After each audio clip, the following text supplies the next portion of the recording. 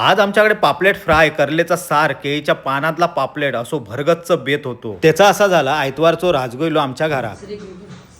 येताना tie चेपळेंग ice cream मात्र हाडूक इसारलो ना. मगे वाय जायचे थयचे गप्पा झाले. काय खाणार तर प्रामाणिकपणे पापलेट म्हणून सांगितले. तावसर जाऊन पापलेटा बरोबर सारा करली सुद्धा घेऊन येईल. बायलेन करलेचे तुकडे सारात टाकून सार बनवले. मगे राजग्यासाठी केळीच्या पानात पापलेट फ्राय करूची आमची तयारी जोरदार सुरू झाली. बनवलेली चटणी बायलेन भिंतीवर शेणी थापतात तसे अगदी पापलेटावर थापून दुकानदार जिन्नसाचे पुडिओ बांधतात तसा बायलेन पानात पापलेट गुंडाळून सुतान बांधल्यान आणि पापलेटाची पुडी अलगद तव्यावर टाकल्या आणि सारात टाकून उरलेले करलेचे तुकडे बायलेन तव्यावर परतव घेतले. पापलेट केळीच्या पानात हुलपापर्यंत राजगो चॅटिंग करण्यात मग्न झालो. तावसर करलेच्या कुटाबरोबर पापलेट सुद्धा भाजून रेडी झाला. ताट वाढताच आमच्या पूर्ण प्राथमिक शाळेचो मास्तरांचो लाडको राजगो अगदी शिस्तीत मांडी घालून जेवक बसलो आणि पापलेटाची पुडी उघडून पापलेटाक चिमटो काढल्या. वाईट जरा जास्तच भातावर सार घेऊन अगदी गरगरीत करून घास घेतल्या. नापास झाल्यावर एका वर्गात शांत निरागसपणे 2 वर्ष काढणारो राजगो आजच्या मुंबईत धावपळीच्या जीवनात सुद्धा शांत आणि निरागस वाटलो. राजग्याक पण राजग्यासारखी निरागस बायल भेटू देत ह्याचो विचार करता करता अख्खा पापलेट कधी सरला आता माका कळला नाही. हय माझ्या निरागस चेडवानी पापलेटाचो कधी फज्जा उडवल्याने ता पण कळला नाही.